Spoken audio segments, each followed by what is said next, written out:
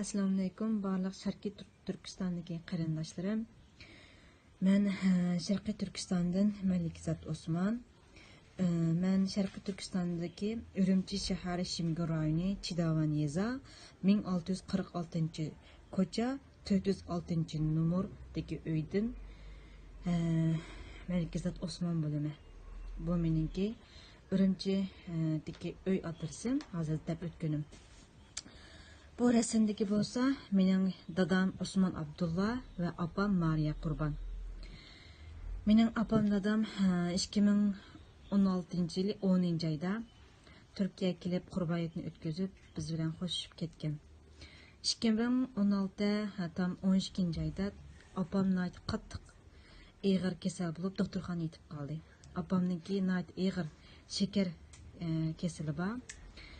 Onundan sırt yine bir qancha qitim operatsiyaga tushgan. Dadamniki nayt ig'ir yurak sancaq kesili bor. Apamning yanida bizdan boshqa qaraydigan boshqa bir farzandlarim yo'q. Bir qarindishim bor va o'tiranchi ajam. Onun resmini ko'rsatay. Bu mening o'tiranchi ajam, ismi Parizat Osman. Bunun 4 tane farzandi bor. Bu özünün acamnamı azraq salomatligi yaxshi emas va farzandlari bek ushoq bo'lganligi uchun doktorxonaga kelib apamga qaraydigan imkoniyati bo'lmay qoldi. Dadam shu apamga doktorxonada qarayotgan edi. 2017da birinchi ayda dadamni shu doktorxonaga saqchilar bosib kelib, doktorxonadan tutib chiqib ketgan paytda mana 2018-yil 10-ay keldi. Ta hozir qadar tirik yoki hayot ekanligidan hech qanday bir xabar olamadik va xabarimiz yo'q. Apam bilan eng har qitim aloqamiz bo'lgan kun 2017 4-ay. 2017 4-ayda apamga bir 2017 3-ayda apamga bir telefon kelgan. Ya'ni bu telefon A3dan kelgan. A3 saqchiqalasidan telefon qilyapmiz. Sizning yo'ldoshingiz Osman Abdulla hozir A3 turmizda deb. Apam nima bo'lib A3 turmizga ketganligini so'ragan vaqtda bu to'g'risida hech qanday bir şekilde tushundirish bermaydiganligini, faqat hozir turmush ekanligini, yaqinda dadamga sud ichilganligini xabar qilgan. Apam qon zar yig'lab, atishga tayyorlik qilib, men shu sudga ulgurib borman degan vaqtda bizning shu Chidavandagi saqchilar, ya'ni Xitoy saqchilari kelib, qurolliq kelib apamga, "Sen yo'ldoshing to'g'riliq hech qanday bir insonga hech qanday gap so'z demaysan. Hech kimga hech qanday bir so'z anglatmaysan va yo'lishingning ninsab tutilganligini hech qaysimiz sana deb bermaymiz" deb apamga ta'kid qilgan. 2017da 4-ayda eng harqatim apam "Mayli balam, eng harqa degan gapi, mayli balam. Men hammaga tayyorlik ko'rib qo'ydim. Jinimni olsimi mayli. Men butun jinim bilan dadingizning shundaq nayti salomatligim yaxshi emas. Amba qirib qolgan. Dadamning yashi 65 yosh, apam 60 yosh. Shuna qirib birib qolgan bir odamni shu turmida yolg'iz, hech nimasi yo'q, shu holatda qilib qolibdi. Men nimam kelsin, meni nima qilvasin, men shu sudga men boraman deb shu gapni qilgan edi. Oxir qitim undan keyin apamdan xabarimiz uzilib qoldi. Har ikkisining ishlatgan qo'l telefon nomerisiga telefon qildim, ammo har ikki nomer qat'iy ulaşmadı. Telefon numara ittik degan söz çıktı.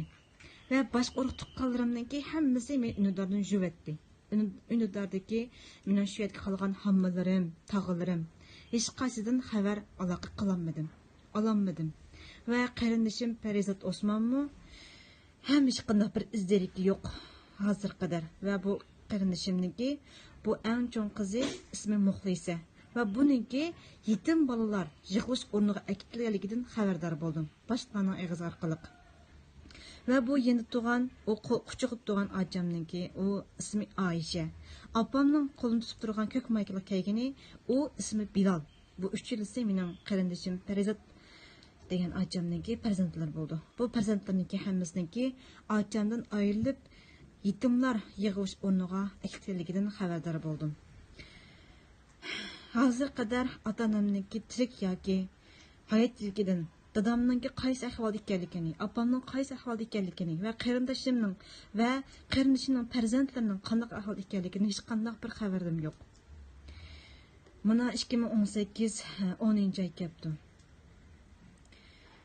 Men mushu mal'un, zolim, kafir Xitoylarning ustidan mushu o'tkazayotgan hozir qilayotgan, yurgizayotgan mushu zulmlarning ustidan guvohlik berib, en azından bir o'zimningki farzandlik bir burchimni ado qilish uchun mush guvohlikni beryapman va barliq musulmon, ya'ni boshqa guvohlik bermagan qarindoshlarimningki vatandagi qarindoshlariga, urug' tuqqanlarga va hamshirlarga hammasiga sahib chiqishini ulardan umid qilaman.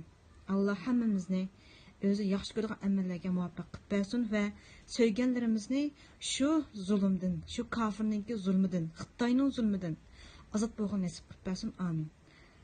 Hamma qarindoshlarga o'zaman, Allohga omonat. Assalomu alaykum.